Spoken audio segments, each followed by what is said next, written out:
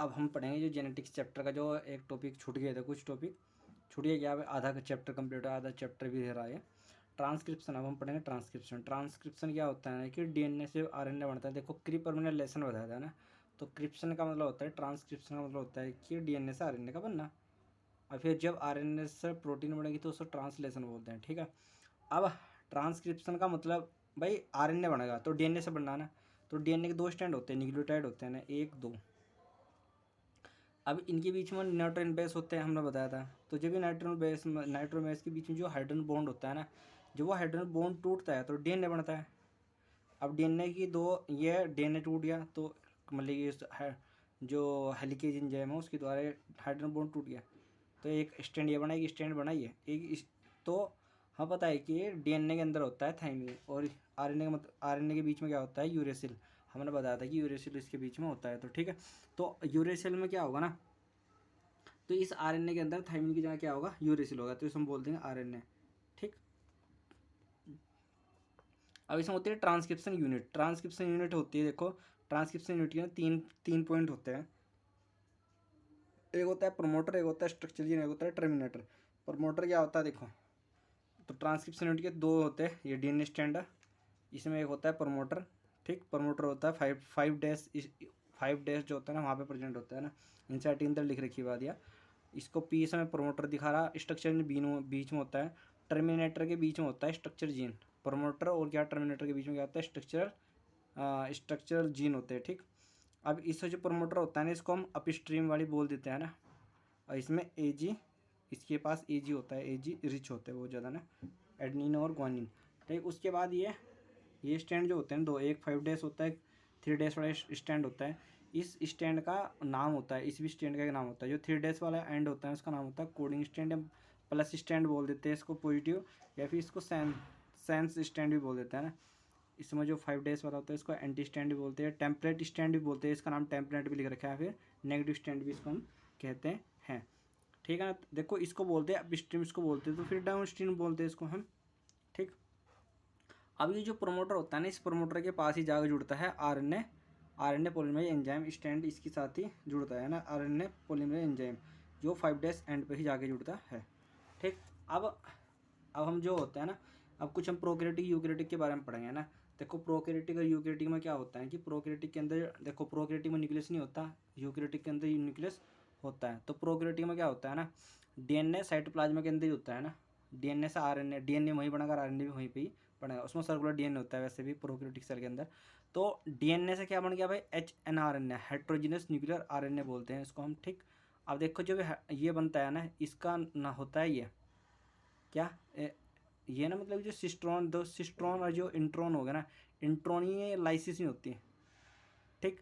तो ये intron cistron इसी तरह बनेगा, और उसके बाद बनता है फिर ये हमारे क्या बन गया है, पॉलीपेप्टाइड जो चेन बनते हैं वो बनेंगे, न्यूक्लियोटाइड वाला क्या है, ठीक। प्रोटीन वगैरह बननी है, तो इसको बोलते हैं पॉलीसिस्ट्रोनिक बोलते हैं इसको, इस कंडीशन को बोलते हैं पॉलीसिस्ट्रोनिक। और जो यूकैरियोटिक के अंदर क्या होता है, न्यूक्लियस है, ये क्या है यहाँ पे न्यूक्लियस है, तो जो न्यूक्लियस होता है ना, ये होता है क्या, न्यूक्लियस है, ठीक। इसके बाहर क्या होगा, साइटोप्लाज्म होगा। तो न्यूक्लियस के अंदर क्या होगा, डीएनए होता है, इसमें एचएनआरएनए बनेगा, फिर एचएनआरएनए देखो ये सिस्टोन हो गया, न्यूट्रॉन हो गया।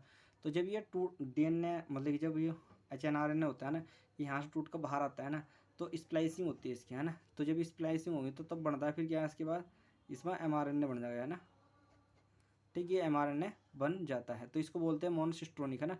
उसके बाद क्या होती है, फिर प्रोटीन बनते हैं ना, इसके बाद भाई प्रोटीन बनेगी, है ना। अब क्या होता है ना, देखो जो हमारा जो प्रोकैरियोटिक सेल होते हैं ना, उस प्रोकैरियोटिक सेल के अंदर ना केवल जो कैटालाइज एंजाइम होता है ना, वो आरएनए एक ही होता है, ओनली आरएनए पॉलीमरेज एंजाइम एक ही होता है ना, कैटालाइज एंजाइम, ठीक।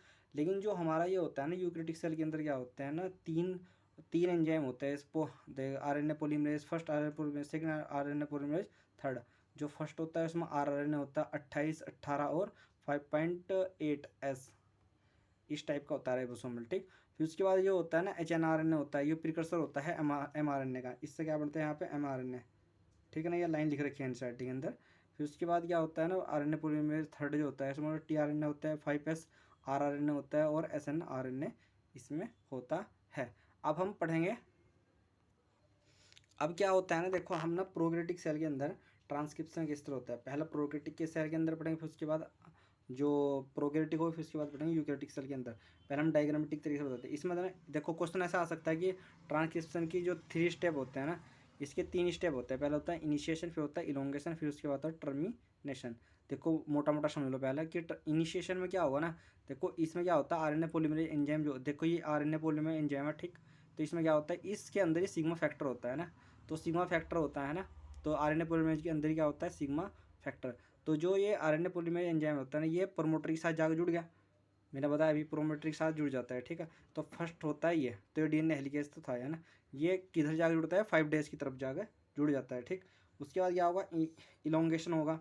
जब ये इलोंगेशन होगा तो क्या होगा, तो जो ये ना होंगे ना एक्टिवेटेड जीटीपी, एटीपी, यूटीपी और सीटीपी वगैरह, ये सभी के सभी जाकर वहाँ पे एक्टिवेट हो जाएंगे, और ये आरएनए जो ये था, ये आरएनए यहाँ पे बनना स्टार्ट हो जाएगा, देखा है ना, यहाँ पे आरएनए सिग्मा सिग्मा फैक्टर या आरएनए पॉलीमरेज, जब आरएनए पूरे में हो तो आरएनए बनना स्टार्ट यहाँ से हो जाएगा, हो गया इलोंगेशन स्टेज में ये होता है ना।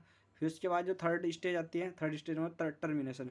तो टर्मिनेशन स्टेज में क्या होता है ना, जो ये आरएनए पॉलीमरेज एंजाइम होता है ना, ये वाला देखो आरएनए पॉलीमरेज था इसके अंदर है ना, तो इसमें एक रो फैक्टर आता है। रो फैक्टर क्या काम करता है कि इस टर्मिनेशन कर देता है। टर्मिनेशन का मतलब होता है कि उसको इसके स्थान से हटा देता है ना, तो जो आरएनए होता है ना, वो आरएनए बनकर रेडी हो जाता है, बाहर की तरफ निकल जाता है यहाँ से, ठीक। इस कंडीशन में ये होता है, रो फैक्टर की वजह से ही टर्मिनेशन होता है, रो फैक्टर की वजह से टर्मिनेशन होता है, और सिग्मा फैक्टर की वजह से क्या होता है, वो उसके साथ जुड़ता है, ठीक। अब ये तो हो गया। अब हम ट्रांसक्रिप्शन पढ़ेंगे जी, यूकैरियोटिक सेल के अंदर पढ़ेंगे। अभी तो मैंने बता ही दिया था कि आरएनए पॉलीमरेज में क्या होता है, सेकंड में क्या होता है, थर्ड में क्या होता है ना, फिर ही बता देता हूँ एक बार। फर्स्ट में होता है आरएनए, आरएनए होगा, इसकी 28 होगा और 18 होगा और 5.8 होगा ना। सेकंड में एचआरएनए होगा, थर्ड में जो बचेगा सारा इसमें होगा फिर है ना, इसमें 5s आरएनए भी होता है, और स्मॉल न्यूक्लियर आरएनए भी होगा, ठीक है। अब जो होता है ना, देखो इसमें क्या होगा, इसमें होगा प्राइमरी ट्रांसक्रिप्शन, यानी एचएनआरएनए हमने पढ़ाई था ना। एचआरएनए क्या होगा, नॉन फंक्शनल, मतलब कि जो यूकैरियोटिक सेल होगी उसके अंदर होगा। फिर उसके बाद क्या था, उसकी जब अंदर होगा वो, तो फिर स्प्लाइसिंग होगी, पहले था ना स्प्लाइसिंग, मैंने बोल रहा था कि जब वो टूट के बाहर से, यानी इंट्रॉन आर रिम्यूड, इंट्रॉन रिम्यू हो रही थी ना, तो जो बाहर निकल जाएगा न्यूक्लियस से, तो उसको बोलते हैं स्प्लाइसिंग, है ना।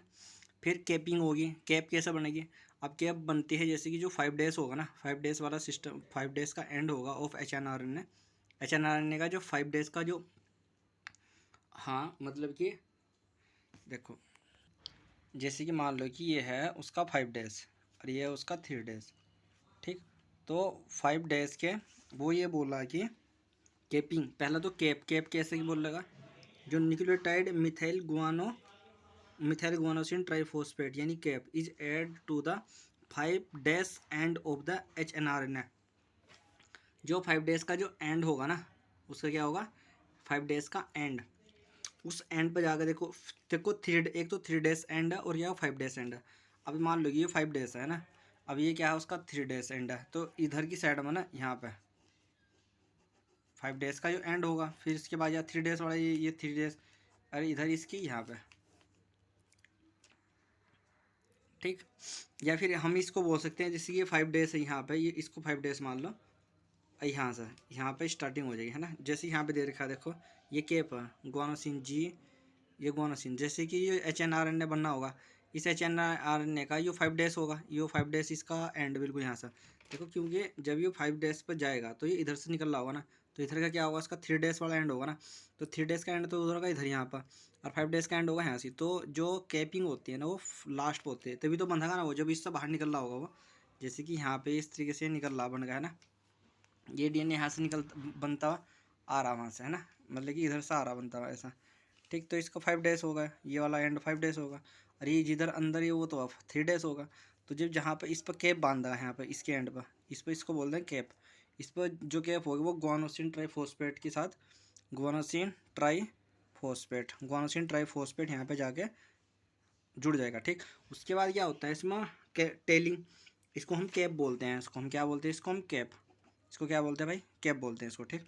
फिर होता है यहाँ पे टेलिंग होती है पोली एडिनाइलेशन, जो होता है ना एडिनाइलेट, रेजिड्यूज, एडिनाइलेट जो रेडिड्यूज होता है उसमें क्या होगा 200 300 क्या होता है उसमें अमीनो एसिड वगैरह होते हैं। ठीक, तो ये जुड़े हैं यहाँ पे जो 3 डेज का जो एंड होगा यहाँ पे, जैसे कि है ना, देखो स्प्लाइसोसोम बोलते थे, जैसे कि ये था इंट्रोन एक्सोन था, है ना। देखो ये स्ट्रक्चर ना वहाँ दे रखे है ना एनसीईआरटी के अंदर, वो समझा रहा है बस केवल में। एचएनआर निकल रहा हो तो इसके जो 5 डेज होगा उस पर केपिंग होगी ट्राईफॉस्फेट वाली, है ना। फिर क्या हुआ उसने ट्राईफॉस्फेट की, फिर उसके बाद इंट्रोन इसमें तो टूटने लगी तो उसमें स्प्लाइसिंग बोल रहे हैं। ठीक, ये रहा है ना। तो ये इंट्रोन यहाँ से भागे तो स्प्लाइसोसोम बोल रहे हैं। जो 3 डेज होगा और 3 डेज की जो टेलिंग होगी, जो उसकी जो टेल होगी वहाँ जाकर ये जो ग्रीन कलर की जो पट्टी दिख रही है ना, इस ग्रीन कलर की पट्टी पे जुड़ते हैं क्या 200 300 अमीनो एसिड। ठीक है, तो ये होगा हमारा ट्रांसक्रिप्शन कंप्लीट।